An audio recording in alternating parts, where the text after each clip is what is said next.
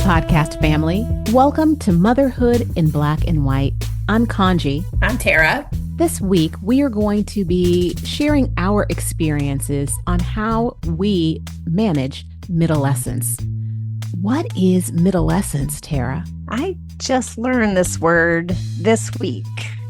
And my understanding of it is it's this special transition time for all of us where we're out of that early trying to figure it out phase, past adolescence, past early adulthood, and now we're in this midlife space. Midlife space, or as when we were growing up, it was called the midlife crisis. Yes. Which we had to have bleached hair and Corvettes and crazy behavior. Yeah. And I think, both of us are Gen Xers. And when we were growing up, the period of life between the ages of 45 and 60 looked a lot different than they actually are for us now in 2024. Do you agree? I do agree with that. I remember when my parents were in their 40s, and I remember what it looked like on TV, and I remember what it looked like in pop culture, and it does not look like that for me. Yeah. Personally. And I think there's a couple of reasons why that is. The first is, as mothers, as parents, we in general are beginning our parenting and motherhood journey later in life. The data shows that in 2020, the average age of a first-time mom in the United States was close to 30 years old, younger than it was for me, because I had my son Roman when I was about to turn 35. What about you, Tara? I was 31. Okay. So both of us are overachievers. Yeah, that's right. We helped bring the curve up, kind of like we did in high school, right? We bring the curve up, y'all. So that's right. The average age of women in the United States, the first time they're becoming mothers, is close to 30. Now, in 1970, the average age of a first-time mom was 21.4 years. So when we think about that and the fact that this middlescence supposedly begins around 45 and it goes to about 60, it makes sense because a lot of time when you thought about 45 and 50-year-olds, which is our age now, Tara, right? You're 45, I'm 50. Our parents were done, right? Yes.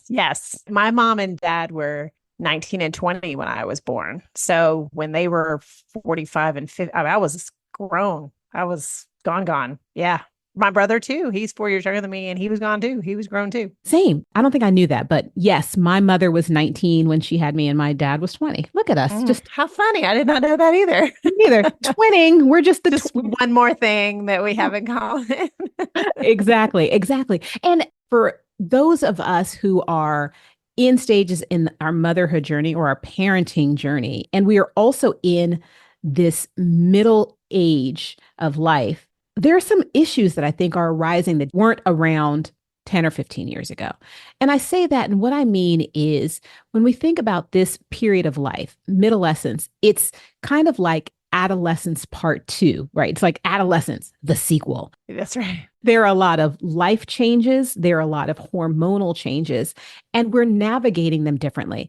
So what I want us to bring to this conversation today, and podcast family, I hope that while we are sharing our stories, you reflect a little bit on your own stories and your own journeys.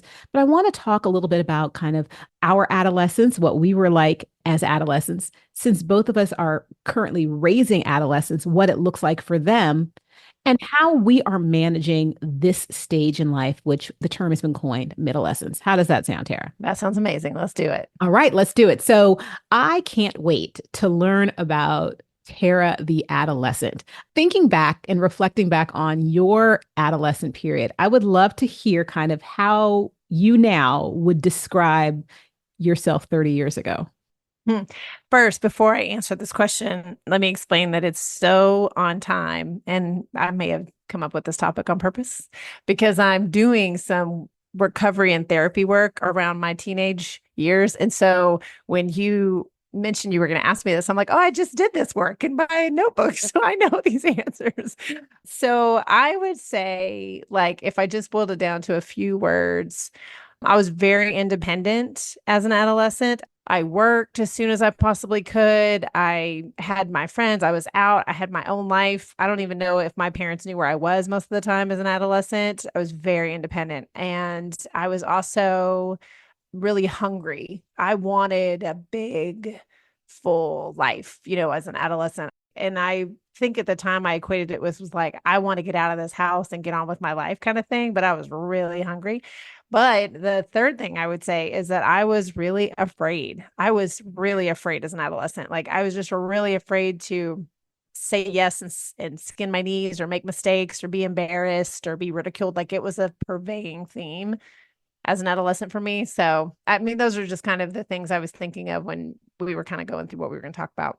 Yeah, thank you for sharing. Curious as to Gage, your son, who is currently an adolescent, if he has any of those personality traits at this age, or what you would say, kind of how y'all are similar and also how you were different at that stage. I think Gage has my fear a little bit. Like I see him and it reads like indifference, but I think he has my thing where he doesn't want to look foolish. He wants to be really good at something before anybody else sees him do it. So I don't think he tries things as much as I'd like him to because of that. I'm sad that that's one of the traits he's picked up from me. He's got other good ones too, but I think he has that. I think he also has a curiosity to him. Like, I don't know if I'd call it the same kind of hunger in that he wants to like get out of this house and set the world on fire the way I did, but he is curious about the world and likes to see and learn new things. And he's got a lot of fun interests that kind of lead me that way. But I would say that that's way different than me, is he is very, what's the word I'm looking for? He's very soft and loving as a teenager, and I was not those things. I was like, hardcore Tara. I'm just, Haha. and actually not imagining too much because I know how you are now. And at our core, Yeah, it's not super different. really different. It's really interesting when I reflect on kind of who I was at that age and listening to you describe yourself because again, this is an audio podcast. And if you were able to see us on video, you would be able to see me kind of like nodding my head in agreement. One of the words I had to describe Mm-hmm. Kaanji at 15 was driven and also determined, independent, and also dependable and hopeful. Mm-hmm. And when I looked at the list I kind of created for myself, it broke my heart, Tara. Because when we think about adolescence and when I think about the type of childhood that I hope that my husband and I are giving to our son Roman, I want it to be a childhood that it's kind of like free from angst and that he can be a child before like adulthood and all of the responsibilities kick in.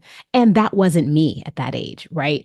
Right. My son is 15 and a half. And when I was 15 and a half, I was a junior in high school. And here in the United States, high school goes to you're a senior. So I was in my third of 4 years in high school. I went to a boarding school. I was living completely on my own. No one was checking for me, right? It was just Right. everything was just intrinsic, like the motivation, the desire. I was surrounded by other girls. I went to an all girls boarding school, surrounded by other girls that wanted to achieve and wanted to do. And so for me, I had pressures on me to do well and to be better and to kind of like be the best. And I can't tell the work that I'm doing through therapy and also just through life, was that healthy? Was it normal? I don't know because that was just the way I lived my life. Does that make sense? Yes, it absolutely does. And that's some of the crux of what I've been working on. And I think where I've landed with it is that I don't know that figuring out if it was right or wrong is the right thing. It just is what it is. It just was what it was.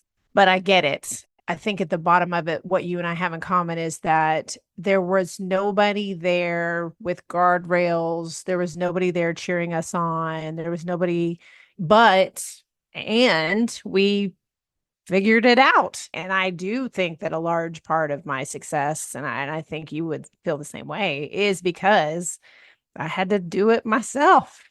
Yeah. Just figured it out, right? And I think that the word that I would use to describe adolescent Kanji would be, I was just resilient. Mm. I found a way to figure it out. And when I think about my son, and I wrote down the adjectives I used to describe him, it was, he's kind-hearted, he's witty, And the one thing that I have not seen in him enough is his independence.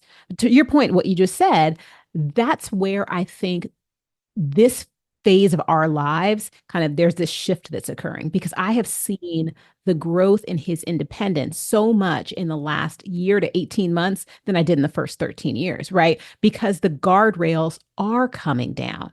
And what that means is, in a way, as a mom, my responsibility and my purpose is changing a little bit, right? And that's the shift in this stage of life where some women and some mothers and some parents maybe start to struggle a little bit when they enter middlescence because what that looks like is being an empty nester is around the corner, right?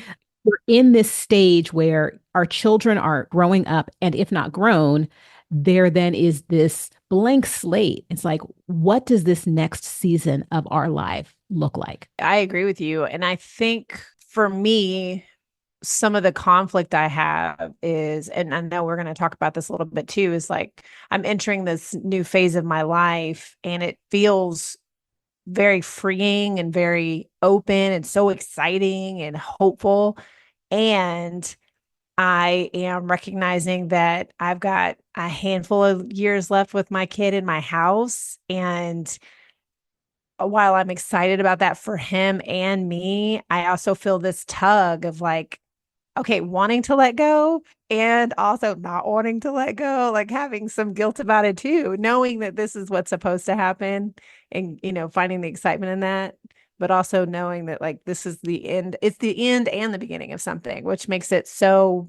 I think about when we were talking before about how it was a midlife crisis, and what I saw growing up was like everybody losing their mind a little bit. And I get that. Like what I know is that people enter this phase and we're all having a similar experience. And what I think we saw growing up was people entering this phase with zero tools on board, no therapy, no awareness, no thought, just this crazy emotional roller coaster. And so, of course, it looked a little bonkers. And another friend of mine where I had this conversation, and she was talking to her mom about like, one of those other dreaded parts of this, which is menopause. And I think our generation, we just have way more tools on board. I think it's so amazing that we're using them. We're using the therapy. We're being intentional. We're being gentle with ourselves when we have these feelings. We're sharing our experiences with other people so that we realize we're not alone with these experiences. Does that make sense? Yes. Yeah. And so I think when we think about this stage of life of middlescence, there are challenges on three fronts, and I want us to dive in a little bit to those. And you just touched on them a little bit. The first is personal, then it's parental, and it's also professional.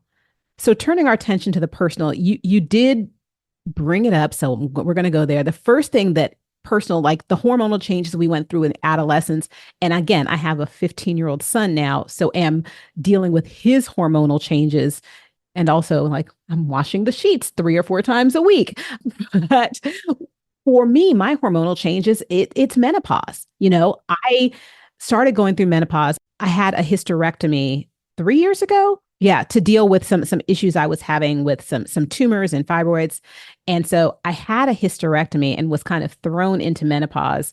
Wasn't expecting it, didn't have any understanding kind of like what it was. I didn't have these conversations about what menopause was with my mom or my grandmother or any other women in my life. So the first hot flash I had, I just thought I was near death. I was like, Lord, please come take me now. Then when it was over, I was like, oh my goodness, was that a hot flash? Right. And so in this season of life, going through a lot of hormonal changes, which is impacting and affecting not just like the physical, but also like mentally, like what are these hormonal changes doing to me and my brain? Does that make sense? And it's something that I didn't think that I would be experiencing to the degree that I am. And it's something that I find challenging and I'm navigating with. Does that make sense? Yeah, to your point, I think when we were growing up, the only thing I remember hearing about menopause was hot flashes Mm-hmm. and then your period stops. And nobody talked about the mental fog, the fatigue, the complete change in how you feel about your body. Nobody talked about that. I was like, okay, I'm gonna have hot flashes, and then my period's gonna stop. And it's way more than that. Yeah, the memory loss and all of that. And also, I think when you start menopause, it's like, oh my goodness, now it's official. I cannot give birth to a child again. Like, right? It's like now I'm a barren old woman. And what that means is like, I think for me, it meant, okay, that period of my life is over. Now I'm really in this new phase of life. Yeah. What am I going to do with it? Right. It was this understanding of I'm on the other side of something. And I think for me, it was my first time of really facing and dealing with my own mortality. Does that make sense? And really starting to feel middle aged or older. We just celebrated my 50th birthday a couple of weeks ago. And, when we were on vacation, Tara, everywhere we went, people were like, no way, 50, show me 50, 50 where? You can't be 50. Yeah, yeah, yeah, And yeah. I was eating it up. I was eating it up until we got back to the villa rooms. And I was like, I'm exhausted. I need to go to bed. And people were looking at me like, Kaanji, it is 8 o'clock. I was like, I know. Right. And my back hurt. And it was just feeling like all of these personal challenges. So in my mind, I have the energy of a 30 or 35-year-old and like my biological age, my biological, I don't know, age. I don't know. I know what you're saying. You know what I'm trying to say. Podcast family, you know what I'm trying to say. It's I'm 50. And right. And we think, okay, so now I'm in this second half of life. What does that mean? Like starting to think like, is time running out? And I know we have a long runway, but this is the point where it's starting to look, it's like, what is my purpose here? Yeah. Why am I here? Does that make sense? It does. And I think that is what's interesting about the term middlescence playing off of the adolescence is that I think a similarity between me as an adolescent and me in this phase is there is a selfishness to it. Or a self-centeredness to it, I'd say. Like as an adolescent, just feeling like no one in the world understands you.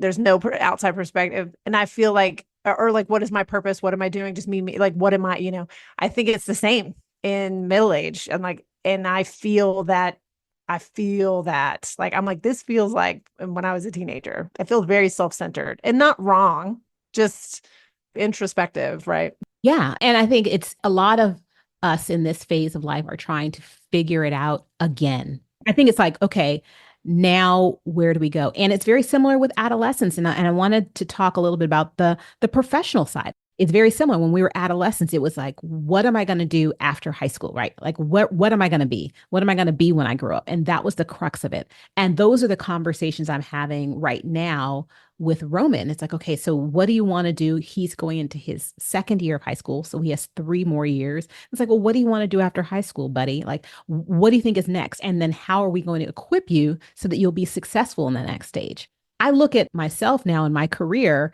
and it's like, okay, Kaanji, what's next?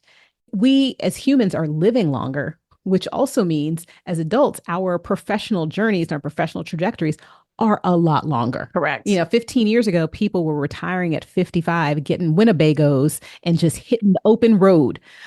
Couple things, because we had kids later in life. I was like, when I'm 55, this kiddo is going to still probably need support. Right. You're like, I'm still going to have somebody on my payroll. So that's not going to work. I was like, and I'm not hitting the open road for 40 years. Come on, son. Yeah. Yeah. That's a long time. So it's like, okay, I'm 50. I've been working for 3 decades now. Yeah. I likely will have another 2 or 3 decades of working in front of me. What is that going to look like? Right? Like, what do I want to be? Do I love the work I do? Absolutely. Do I want to do it for the next 20 to 30 years? To be determined, right? Just say at this juncture, that feels like a long time. Absolutely. Commitment issues around it. And I think that a lot of women who who work outside of the home kind of may have these struggles. It's like, I've been very successful in my career and I've changed careers. I've pivoted. I've taken steps back in my career at different points when it was more important for me to be more present in my home life. And now it's not as important for me to be super present in my home life because my kid is never around. And when he's around, he does not want to be around me. But it's like, well, what do I want to do? Am I hungry enough to kind of put myself back in that space where I'm working wild hours and I'm trying to get ahead? Or, and I keep saying, I'm like too old for this. I'm just too old for it. I don't know. I don't know. What do you thoughts? I recognize that I don't think I realized these were going to be like the prime earning years for me. I have had a big shift this year and I'm in a really big job. And my personality is one where I can really get stuck in thinking I'm not doing enough to keep moving forward. Like I'm constantly looking for forward progress. And when I think about the fact that I've got a couple of decades left, I think more than anything, it actually is more of a relief to me because it means I've got plenty of runway to like learn whatever I need to learn. And if there's anything I know is that opportunities are boundless. If you had told me this is what I was going to be doing 6 years ago, I would have told you were crazy. So I think I'm opening myself up to the idea that there's going to be more pivots and there's going to be more change in the future, that I'm not committed to this space forever. And because I know that, and similar to what you were saying, it can change. And because I know that, I actually feel really, I get kind of hopeful and excited for what the next couple of decades is going to look like for me. I don't think I'm going to retire anytime. I'm just not wired that way. I'm a worker. So I don't know that I'm looking to retire early or even at 65. I don't know, but I think I'll always do something. It just helps me out day to day when I'm really beating myself up about like not going faster, not going harder. It's like, guys, that time is a construct. This is nonsense. It makes no sense. Does that make sense? No, it absolutely makes sense. And I think that we have a lot of time left. What I'm hearing from you and what I hope that our podcast family hears is that we're open to the professional pivot at any stage. And I think what that means is let go of the fear or let go of the narrative that we may be telling ourselves is that we should be doing certain things at certain ages. We should be like in the sunset of our careers when you're in your 50s, because that's just simply not true. I think that if we get to spaces where we surround ourselves with other people who are saying, hey, take the leap, make the jump, set yourself up so you have the skills to transition. And, when I was your age, Tara, I completely changed careers. I went from practicing attorney to being in the space I'm in now. So there's time for you, my young friend. Well, and just one more thing on that. Like, as we were talking about what we saw as the middle life crisis when we were kids, what we also saw was a very specific chain of events that were supposed to happen in a successful career where you graduated college, you got a job right out of college, you took that job, you worked your way up the hierarchy in that job for 20, 25 years, and then you retired with a gold watch and you gave your whole life to one company and one thing, and that was success. And what I love about us is that I no longer subscribe to it, like at all. Yeah. And I love that for our kids too. Like I think there's so much freedom in that. I love it. We are recording this on Independence Day. So freedom. Freedom. Happy 4th of July to you, Tara. And because I always digress, whenever I say freedom, I think of Braveheart. I think of Beyonce. Oh, do you? The Beyonce song with Kendrick Lamar? Yes. Okay. You said the word and it started playing in my head. And if I could sing, I would have started, but I didn't want to hurt your ears with that. And meanwhile, I say the word and I see Mel Gibson on a horse, like riding with, was it Scottish? Like he's like, freedom. Yes. So as much as we are very similar, we different. Also different. So we talked a little bit about some of the personal challenges that come through this stage of life, the professional challenges, and let's wrap up by talking about some of the parental challenges. As you mentioned, the runway that you have with Gage, with your son, is short. The runway that I have with my son's a little bit shorter. And I think, at this point, there is, for me, I don't want to say angst, but it is this realization that for the last 15 years, I have largely been defined as Roman's mom. And we moved to the Texas area from New York when Roman was 3. And so for the most part, most of the people that I've known for the better part of a decade have known me as Roman's mom, right? It was wild being on my 50th birthday trip with you and our 10 other friends, people that you had just met. There was people from different stages of my life. It was fun because it was a lot of their first time interacting with you. And there were people from my life who I've known since fifth grade, people who, my college roommate was there, people that I worked with when I was an attorney in New York, a woman that helped raise me. So all of these people were in my life, people that have known me since I moved here, you and Serafia and Amira, people that have just known me as Roman's mom, or people that I knew through the cycling studio. And what was interesting is I realized I'm kind of a different person when I'm around different people. And being on that trip was the first time that I felt integrated, right? I felt for the first time that I was not Roman's mom and I felt like Kaanji again. To your point about being selfish, right? I felt like, yeah, it was okay to take a girls trip without my husband and son, and it was cool that that's what I wanted to do. So I did it. And guess what? Both of them were fine, you know? And it was just this sense of liberation and freedom. Yes. Is the Beyonce song playing in your head again when I Yes. said the word? Okay. I thought it would be. I thought it would be. That I started to realize that I have now because my kid is more self sufficient. I am able to explore who I am outside of being Roman's mom and just honor how important it is for me to be fully present and fully prepared for the next 3 years. And the best way to do that is by putting that oxygen mask on myself and making sure that I'm doing what sparks joy in my life with the people that spark joy in my life. Does that make sense? It does make sense. And I love the word you used, the integration. That's something that I've been working on because as you mentioned, and I think it's an experience a lot of people have is we do have these different personas that we're carrying, right? We've got professional Tara and mom Tara and, just different versions. And I think that the goal for me coming into this phase of my life is the integration of all those things so that at any given time, I am 100% authentically myself. I think I'm closer than ever. Like I've been making a lot of notes about it, like just from the work I've been doing. I think I'm closer than ever.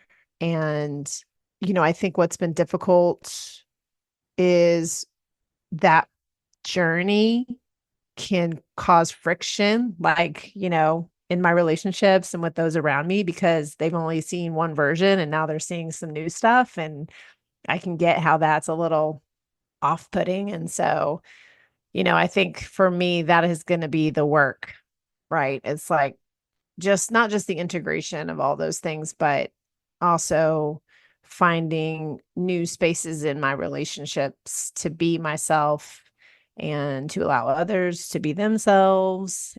I want to do that different. I've seen the examples of like midlife transitions where everybody comes apart, everybody has these changes, and then everything just blows up, worlds just blow up. And I don't want that. I want the integration and I want that to happen and grow my worlds and expand it, not nuclear bomb it. So I think that's going to be the work for me. Does that make sense? Oh, it absolutely does. And I love that you're willing to put in the work. And I have seen different versions of you, and I love every version of her. I love every version of Kaanji. It's just to say on that trip, also, number one, I was the newbie. I think I've known you the least amount of time.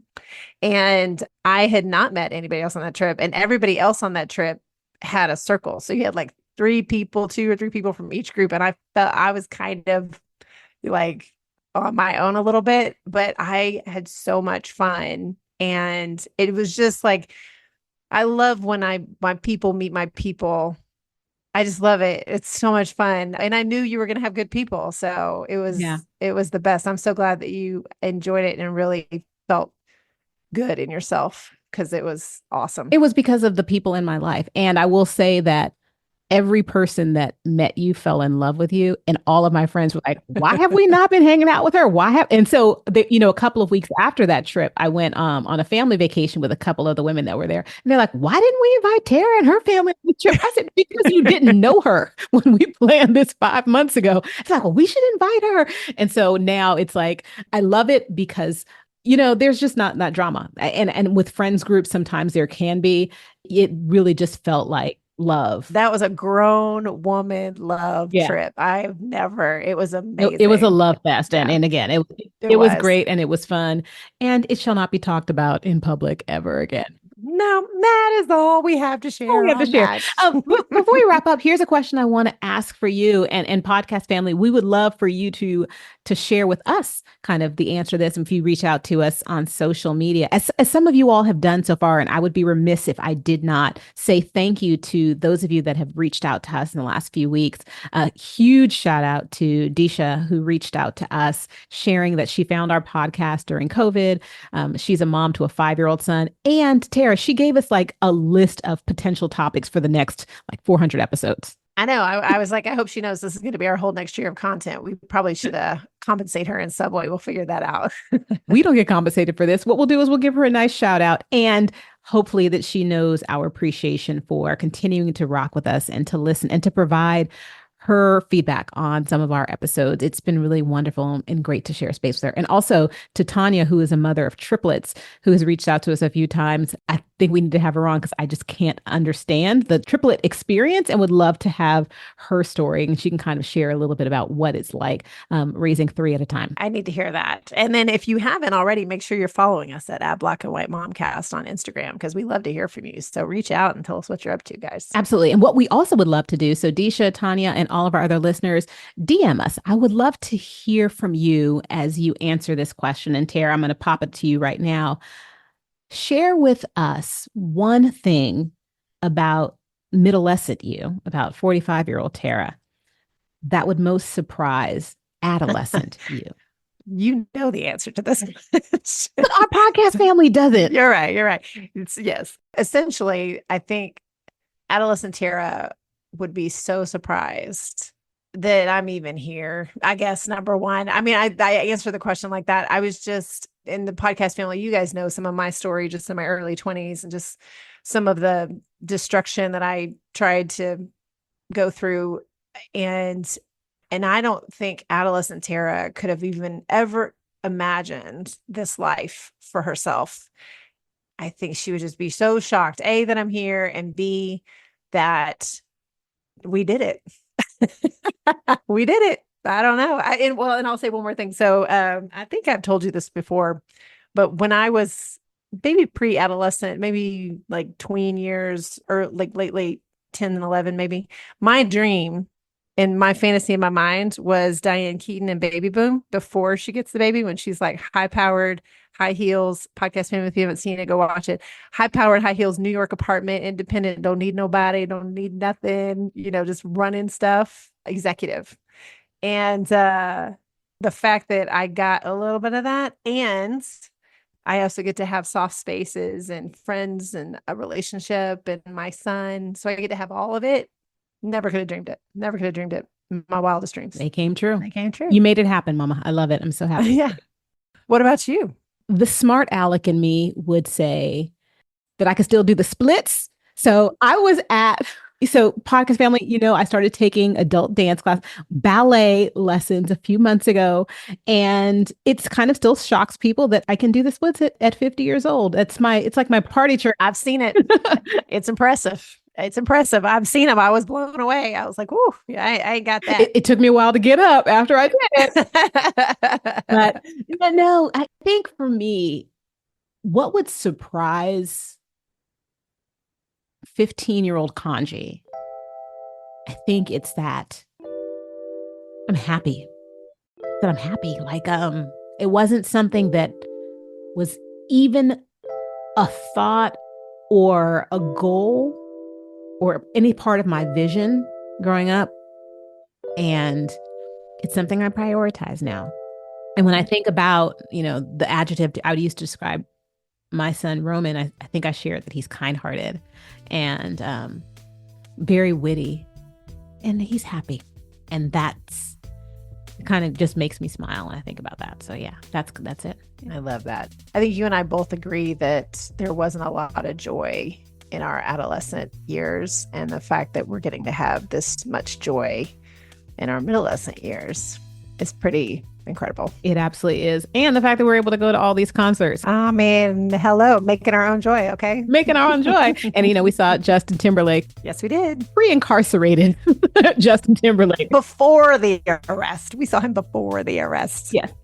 So just making all of our dreams come true. We had an incredible run of concerts. Don't have anything on the schedule, but looking forward to some time. Always time spent with you is good time. And podcast family, time spent with you is always special. We thank you for tuning in to this episode, and we hope that our conversation, our transparency and vulnerability, and hopefully resonates with you in however you need to hear and receive it. Please know that you are not in this journey alone. We're right here alongside you. With that being said, we hope that you guard your health, mental, physical, and spiritual. We will be back for another episode really soon. Take good care.